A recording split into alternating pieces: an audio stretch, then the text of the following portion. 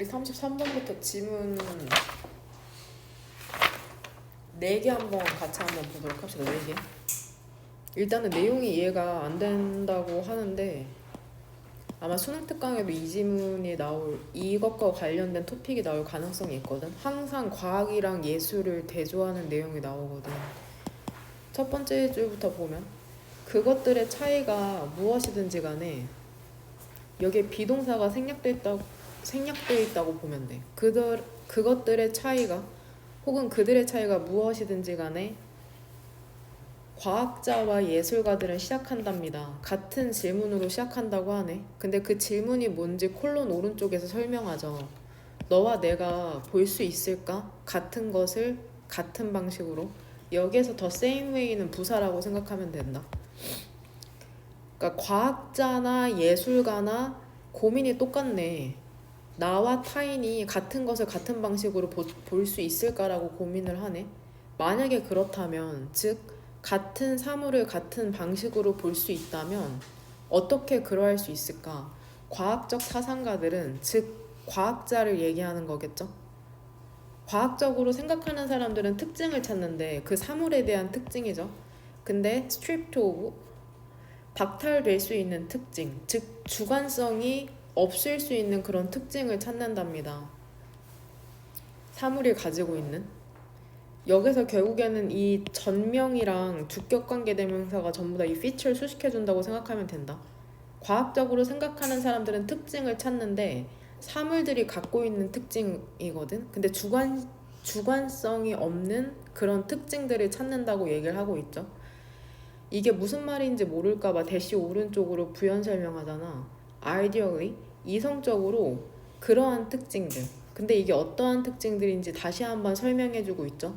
주관성이 없을 수 있는 특징이 뭘까? 주관성이 없는 특징이라는 것은 결국 수량화가 될 수 있고, 그 다음에 여기에서 대시랑 후즈가 전부 다 에스펙트 수식해주는 거다. 수량화가 될 수 있고, 그 다음에 가치라는 것이 절대로 바뀌지 않을 측면이죠. 관찰자에 따라서. 동그란 가로로 닫고. 이 두 개가 전부 다 에스펙트 수식해준다고 생각하면 된다. 쉽게 얘기하면은 객관적인 특징을 찾는다고 얘기를 하는 거죠. 수치로 나타낼 수 있고 누가 보든지 간에 바뀌지 않는다. 즉 객관적인 특징을 찾는 게 과학자들이 일이구나. 이러한 방식에서 그는, 여기서 그가 지칭하는 것은 과학자를 얘기하는 거겠죠. 과학적 사상가. 도달하게 된답니다. 어디에 도달하게 되냐면은 그 실제 혹은 현실에 도달하게 된대. 근데 이 현실이라는 것은 모든 관찰자의 독립적인 현실, 즉 모든 관찰자에 의존하지 않는 그러한 현실에 도달하게 된답니다. 이제 대조적인 내용이 나올지 유추할 수 있죠. 이 연결어 덕분에. 여기에서 문맥상 모든 관찰자들에게서 독립적인 현실이라는 건 누가 봐도 똑같은 현실을 함축하는 거겠죠. 모든 관찰자의 독립적이다. 영향을 받지 않는다. 즉 누가 봐도 똑같은 현실을 얘기하는 거겠죠. 문맥상. 써줄게.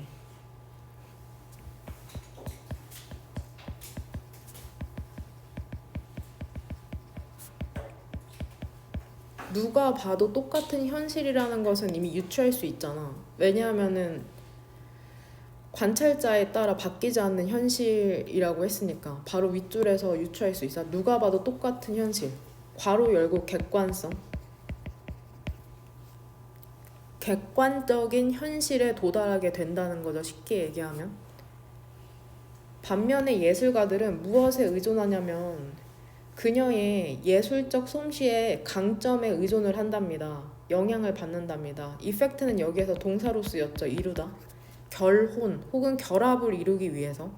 그러니까 왜 예술적 솜씨의 강점에 의존을 하냐, 그녀의 예술적 솜씨를 왜 발휘하냐, 그 목적이 뭐냐면 결합하기 위해서 그런 거거든. 근데 무엇을 결합시키냐면 between A and B를 결합시키는 거죠. 여기서 그녀는 예술가죠. 그녀 자신의 주관성과 그리고 그녀의 독자들, 여기에서는 그녀의 예술작품을 보는 사람들을 얘기하는 거겠죠. 그녀의 예술작품을 보는 사람들의 여기서 대시지칭하는 건 뭐냐? 무엇을 결합시키는 거겠냐? 그쵸? 주관성. 주관성을 결합시키기 위해서 예술적 솜씨에 의존한다는 거죠. 근데 과학적 사상가들에게, 즉 과학자들에게는 이것이 뭐처럼 들림에 틀림이 없어. 마법적인 생각처럼 들림에 틀림이 없답니다. 여기서 디스가 함축하는 게 뭔지 한번 연필로 한번 표시해봐. 디스. 무엇이 마법과 같은 생각처럼 들릴까? 어디서부터 3번 형광펜 치면은 디스에 해당하는 거냐, 얘들아?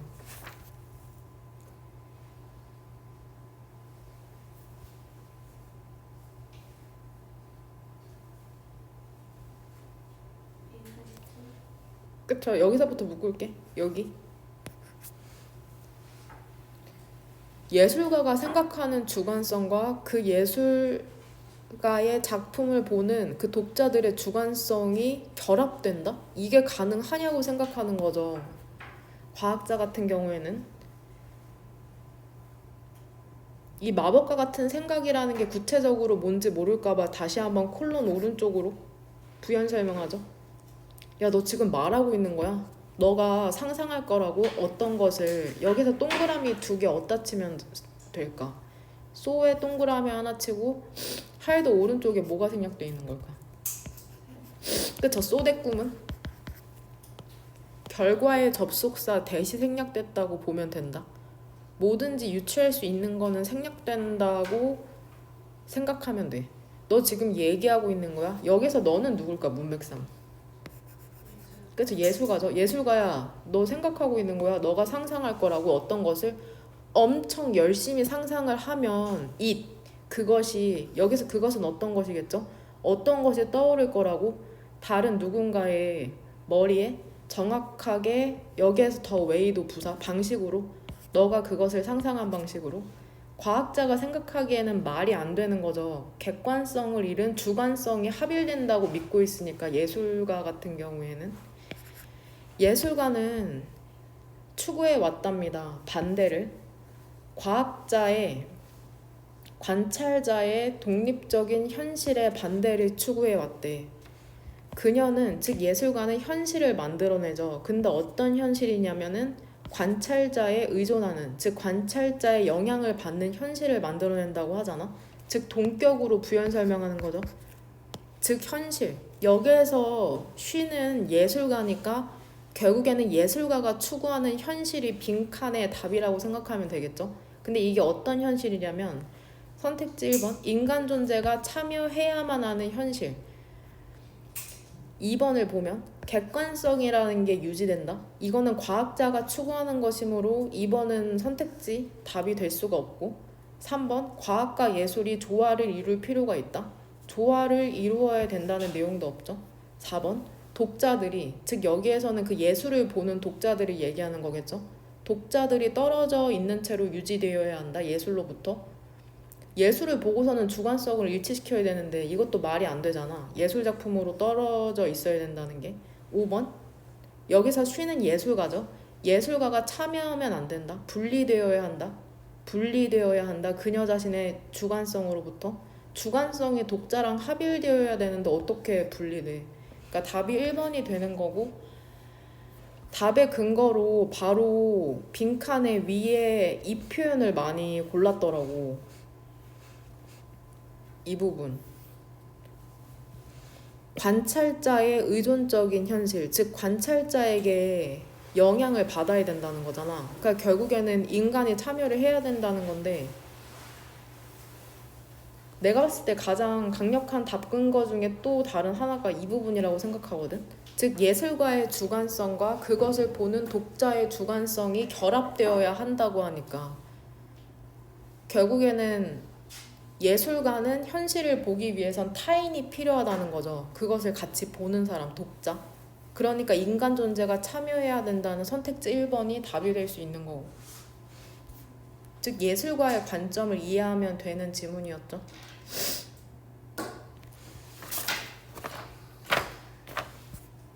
그 다음 34번. 이것도 윤리와 사상 배우는 친구들은 조금 이해하기 쉬울 텐데 근데 선택지가 너무 어렵죠. 답은 고를 수 있어도 마음에 와닿게 이해가 안 되는데 첫 번째 줄부터 보면 주어는 원이죠.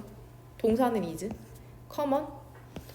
공통적인 테마 중에 하나 있잖아. 서구 철학 정통의 공통적인 테마 중에 하나가 뭐냐면 그러니까 큰 틀은 서구 철학이네. 뭐냐면 바로 구분하는 거랍니다. between A and B가 계속 나오네. 감각적인 인지와 합리적인 그런 암 혹은 이성을 구분하는 거랍니다. 플라톤 또 나오죠. 플라톤 이후로 그 우월성 있죠. 합리적인 이성의 우월성이라는 것은 무엇에 기반하고 있냐면 주장에 기반하고 있거든. 여기서 it은 뭘까 얘들아?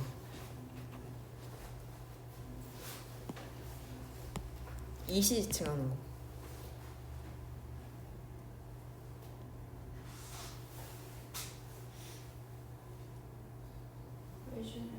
그쵸. 합리적인 이성이죠. 합리적인 이성이라는 게 추출할 수 있다는 주장에 기반하고 있답니다. 진정한 암을 그 경험으로부터. 그럼 여하튼 얘들아, 플라톤이라는 사람이 추구하는 것은 인식이냐 혹은 합리적인 지식이냐? 감각이야 지식이야 합리성이야? 지식? 그럼 여기에다가 난 이렇게 정리해 볼게. 이거 그대로 갖고 올 거거든. 내가 지금 화면에 밑줄 친 부분. 감각적인 인식보다 합리적인 지식이라고 해석할게. 그냥 그대로 지식이나 암을 더 중시한다. 근데 큰 카테고리는 서구 철학이죠. 서구 철학. 서구 철학에서는 이렇다. 감각적인 인식보다는 합리적인 지식이나 암을 우월하다고 생각하는구나. 그 다음 담화에서 있잖아. 더 리퍼블릭이라는 젠장? 세모가로죠? 더 리퍼블릭에서의 담화는 즉 담화는 어떤 사람이 주고받은 거죠? 설명하는 것을 돕듯이 인식이라는 것은 inherently 본래 얘들아 인식에 대해서 어떻게 생각하는 것 같아? 부정적이냐 긍정적이냐? 부정적인 걸 알 수 있죠. 나는 실제로 지문 읽을 때 이렇게 부정적인 내용은 마이너스로 표시하거든. 인식이라는 것은 믿을 수가 없고 오해하게 만드는구나. 그쵸? 왜 그러냐면은 감각이라는 것은 오류나 환상 혹은 착각의 영향을 받기 때문이죠. 그럼 나 위에 필기한 거에 여기에도 이렇게 마이너스 표시할게. 일맥하죠? 지식을 더 합리적이라고 좋다고 생각하는구나. 인식은 왜냐면은 믿을 수가 없다고 생각하는 거죠. 답을 찾을 때 본문상에서 온리가 나오면 중요한 내용이 나올 가능성이 높아. 오직 합리적인 담화만이 도구를 갖고 있는 거죠. 그 착각을 극복할 도구죠. 그 다음에 그쵸? 향할 도구죠. 진정한 암으로. 그러니까 합리적으로 생각해야지 내가 착각하고 있다는 것을 깨달을 수 있고 진정한 지식이나 암으로 다가갈 수 있다는 거죠. 무슨 말인지 모를까봐 예시를 들어주네. 그 인식이라는 게 뭐를 암시하냐면 어떤 형태 있잖아. 멀리 있는 형태라는 게 더 작다는 것을 제시를 하잖아. 그것이 실제로 그런 것보다. 하지만 논리적 추론의 적용이라는 건 드러내게 된답니다. 그 형태라는 게 오직 얘들아 이거 appear 이게 결국에는 우리가 어떻게 인식하는지를 얘기해 주는 거거든. 즉 경험. 그 형태라는 게 오직 작아 보인다는 것을 드러내는 거죠. 우리가 작게 경험해. 뒤에 있는 애들이 실제로 내가 볼 때 작아서가 아니라 나한테 눈으로 작아 보이는 거잖아. 왜 그러냐면 여기서 그것은 그 형체를 얘기하는 거죠. 형체가 geometrical, 기하학의 perspective, 원급의 법칙을 따르고 있기 때문에 그 형체가 작아 보인다는 것을 드러내거든. 내가 합리적으로 생각하면 그걸 알아. 그럼에도 불구하고 심지어는 그 원근법적 보정이라는 게 적용이 됐거든. 뒤에 있는 애들이 진짜 작은 게 아니라 원근법 때문에 그러는 거구나. 그리고 이성이 결론 지었다고 해도 인식이라는 게 내 경험이 날 오해하게 만들고 있구나 라고 결론을 지은 후에조차도 그 형체라는 건 여전히 경험이 어때? 교정이 되지가 않아. 경험은, 감각은 작아 보이잖아. 그 형체는 여전히. 그러니까 그 문제에 대한 진실은 드러나게 되는 거죠. 여기서 그 문제라는 건 어떤 문제를 얘기하는 건지를 알아야지 우리가 답을 고를 수가 있어. 그 문제에 대한 진실 혹은 진리. 여기서 그 문제라는 건 뭐야 실제로? 우리가 인식하고 실제로 어떤 형체를 경험하는 거 있잖아. 멀리 있는 거. 실제로 어때 보이는데 그 작아 보여 실제로. 인식 경험은 실제로 작아 보이는데 인식이나 경험은 작게 하지만 실제로는 우리가 추론을 해보면 실제로 작지 않아? 작지 않아. 원근법 때문에 그런다는 걸 알거든. 이런 깨달음이 오잖아. 근데도 여전히 작아 보인다는 거죠. 이 앞에 든 예시로부터 우리가 알 수 있는 트루스, 진리가 뭐냐? 선택지 1번. 우리가 알 수 있는 진리는 결과다. 맹목적으로 감각적인 경험을 쫓는 것에 대한 결과야? 아니죠. 감각적 경험을 쫓지 않고 원근법 때문이라는 걸 알았잖아. 그러니까 아니죠. 응? 맹목적으로 감각적 경험만 쫓았다면 멀리 있는 게 진짜 작다고 생각까지 하겠지. 근데 진짜 작다고 생각하지 않고 원근법 때문이라는 걸 알잖아. 그러니까 맹목적으로 감각적 경험을 쫓은 결과가 아니고. 선택지 2번 moving away from, 벗어남으로써.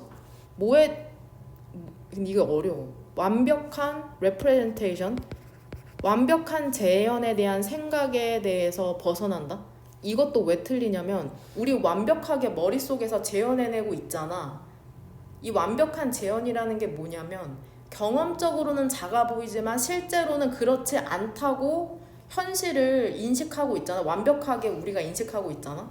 경험적으로는 그렇지만 머리로는 그렇지 않다는 걸 알잖아. 그게 여기에서 얘기하는 완벽한 재현이야. 거기에서 벗어나는 게 아니라 다가가고 있잖아. 도달했잖아 거기에.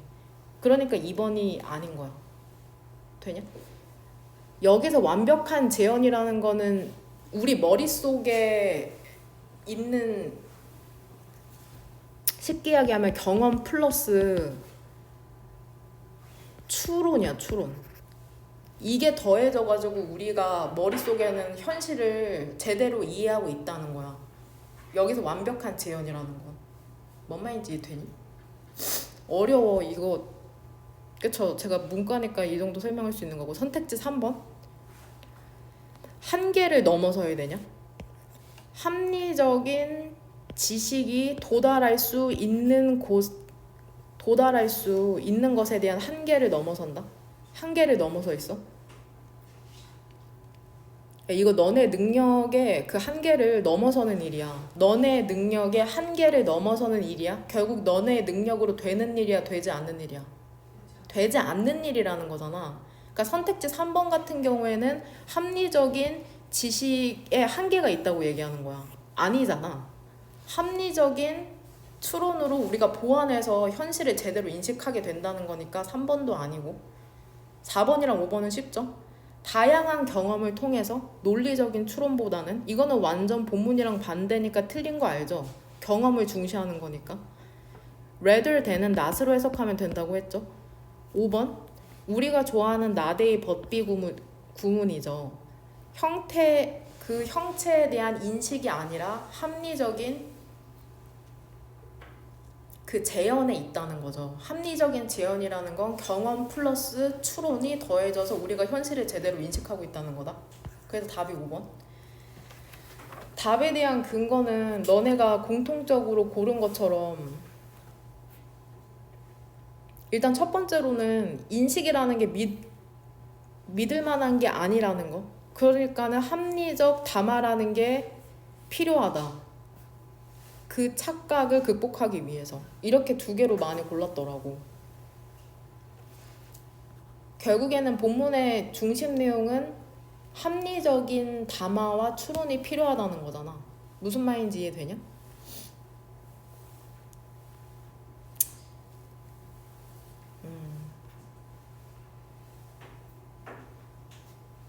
그 다음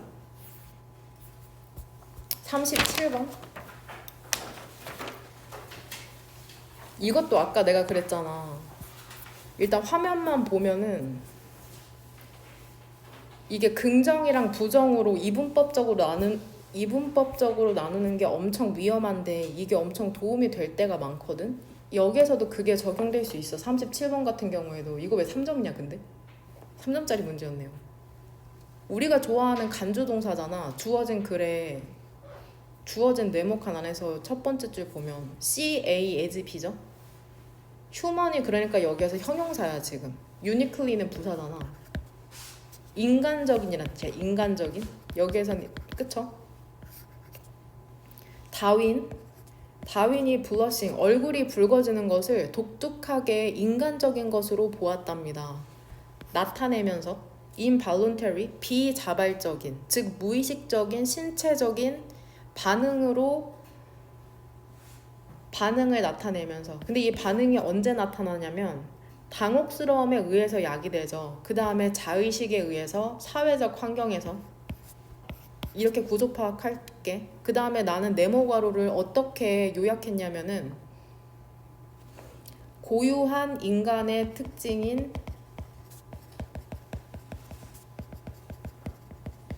얼굴 붉히기 라고 요약했습니다. 저는 인간만이 얼굴을 붉히는구나. 원숭이나 침팬치는 그러지 않는구나. 고유한 인간의 특징인 얼굴 붉히기. 고유하다는 건 그 개체만이 갖고 있다는 거다. 항상 BCA 순서로 읽으면 된다. B번, 만약에 우리가 awkward, 이상하거나 embarrassed, 당혹스럽거나 창피하다고 느끼잖아. 우리가 혼자 있을 때 우리는 얼굴이 붉어지지 않거든. 여기서 it은 얼굴이 붉어지는 걸 얘기하는 거겠죠. 그 얼굴이 붉어지는 것은 약이 되는 것처럼 보인답니다. 우리의 염려에 대해서, 다른 사람들이 우리에 대해서 어떻게 생각할지에 대한. 나는 답의 근거를 여기로 골랐거든. 이 부분. 다른 사람들이 우리를 어떻게 생각할지에 대한 염려. 즉 이게 네모칸 안에서 무엇을 구체적으로 얘기하는 거야, 얘들아.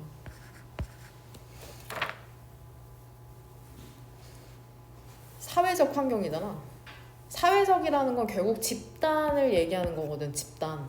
사회적 환경에서만 얼굴이 붉어진다? 즉 다른 사람들이 나를 어떻게 생각하냐.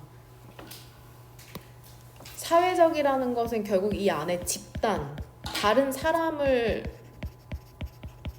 의미하는 거. 다른 사람, 집단, 사회적 환경.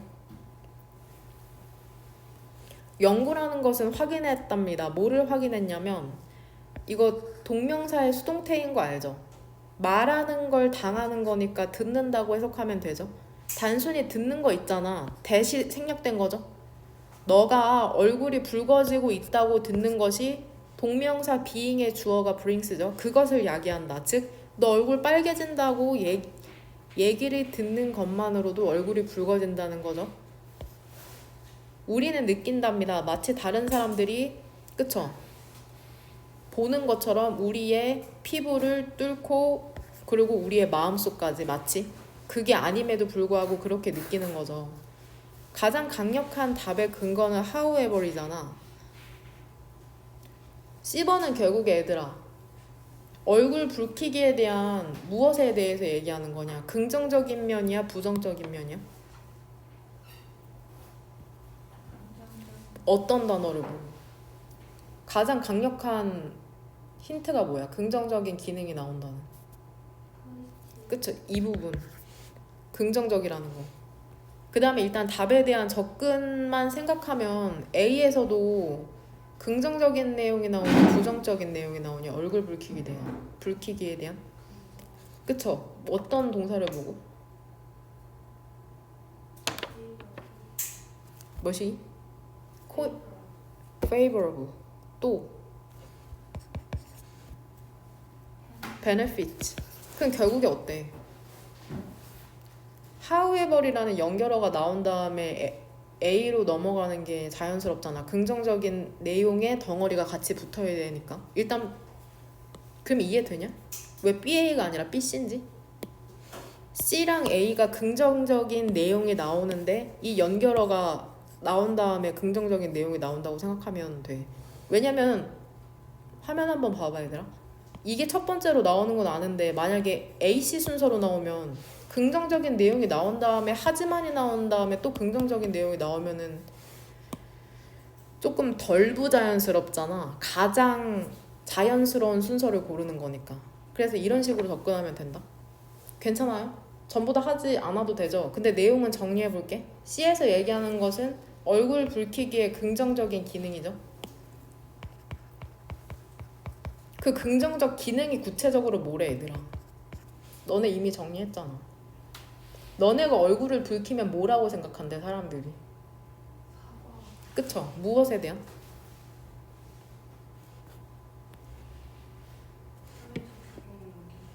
그쵸? 결국에 그 사회적 규범을 어기는 게 실수잖아. 실수에 대한 사과로 해석한다는 거야. 실수에 대한 사과.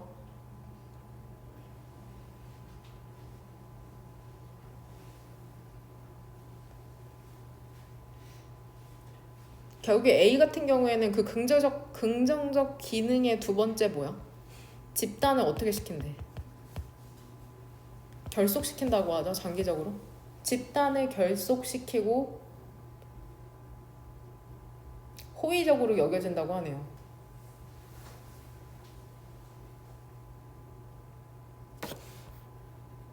이 정도로만 정리할게요. 그 다음에 40번 답의 근거를 다 어려운 데서 찾았더라 너네.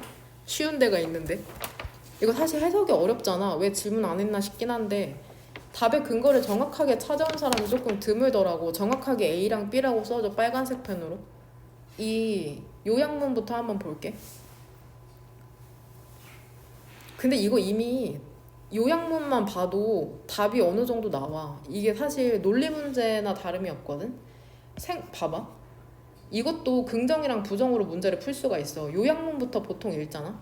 그 생존의 특징이라는 게 어떤 유기체가 실제로 수반을 하고 있는 빈칸으로 작용할지도 모르는데 그것의 적응성에 있어서 여기서 이치가 지칭하는 건 그 유기체 얘기하는 거겠죠?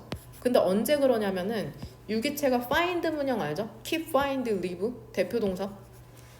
유기체가 그것 자체가 그쵸? 대처하는 것을 알았을 때 변화해. 그것의 빈칸에 발생한 변화. 얘들아 뭔가 이거 엄청 애쓰고 있는 거잖아. 그러니까 결국에 A에는 긍정적인 내용이 나올 가능성이 높겠냐 부정적인 내용이 나올 가능성이 높겠냐. 부정적인 내용이 나올 가능성이 높은 거는 좀 이해가 돼? 유기체가 현재 수반하는 생존 특징이라는 게 빈칸하게 작용을 한다고 하잖아. 즉 환경이 변할 때. 즉 부정적인 내용이 나올 것 같지 않아? 환경이 변하면 이미 갖고 있는 특성이라는 게 부정적이겠죠. 그러면은 이게 답이 지어지거든. 135가. 임프루브먼트는 향상이고 2점이고 가이드는 뭔가 안내잖아. 레귤레이터는 규제. 그러니까 결국에는 2, 4번 중에 찍더라도 답이 나올 수 있는 거거든. 내가 본문을 읽지 않는다고 해도. 이런 식으로 접근할 수도 있거든. 그럼 이 연두색 글 아래로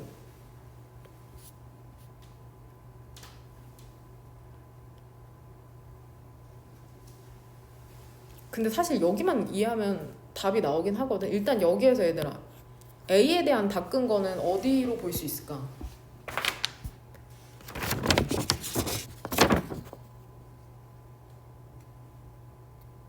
장애물.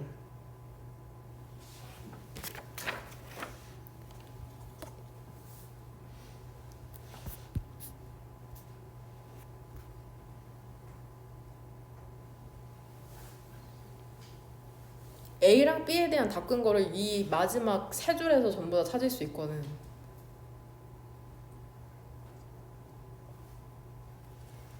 어디를 표시하면 장애물이냐?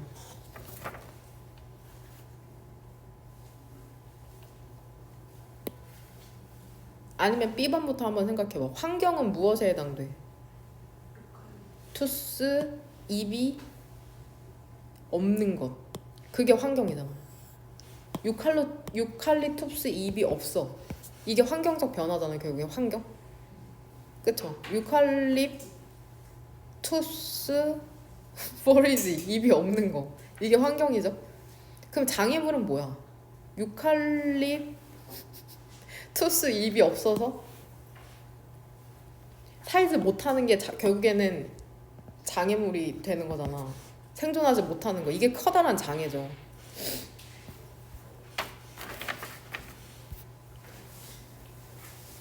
A에 대한 답근 거 또 뭐 있어 얘들아? 제약이 된다는 거.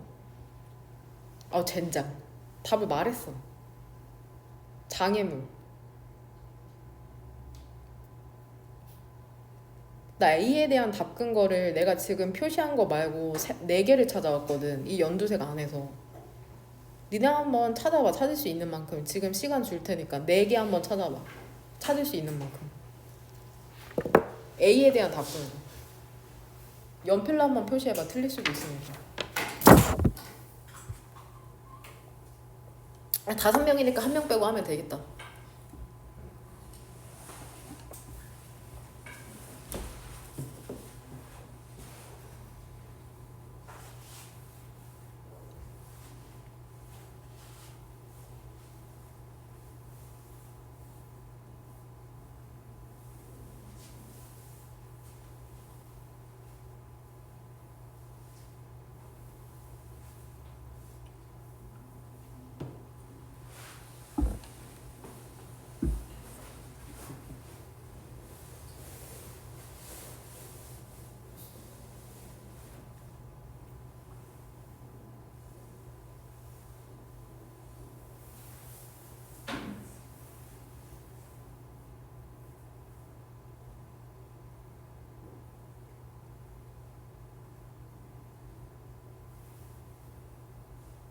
다 찾았어? 먼저 얘기한 사람이 선착순이에요. 그쵸? constraint. 잠깐만. 뭐 정확하게 은서야. 이렇게 적극적이야 이 친구들이. 얘? 이 친구? 그쵸? 또 그다음 누구였죠? 그쵸? limited. 또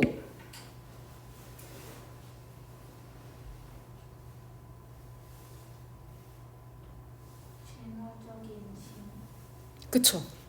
짐이라다 짐. 몰랐지 이건. 이거 어려운데. 진화적인 짐. 도움이 과거에는 과거 환경에는 도움이 됐지만 조상들에겐 나에겐 과연 도움이 될까 그것이 짐이죠 짐. 그다음 마지막. 주연이랑 연희 찾았냐?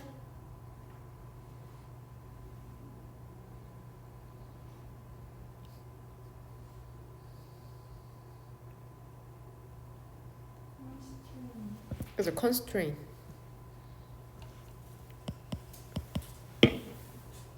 그래서 나는 보통 요약문 할 때 중간부터 읽거든. 요약문을 일단 읽은 다음에 내가 한 2등급 정도는 된다? 그러면 요약문을 읽고 빈칸을 유추한 다음에 선택지에서 가장 합리적인 걸 넣고 중간부터 읽어. 그 다음에 답근 거를 찾으면 아니고 못 찾으면 다시 처음부터 읽고, 내가 3등급 정도도 하면 무조건 선택지 1번 넣고 요약문을 완성한 다음에 중간부터 읽으시면 돼요. 무슨 말인지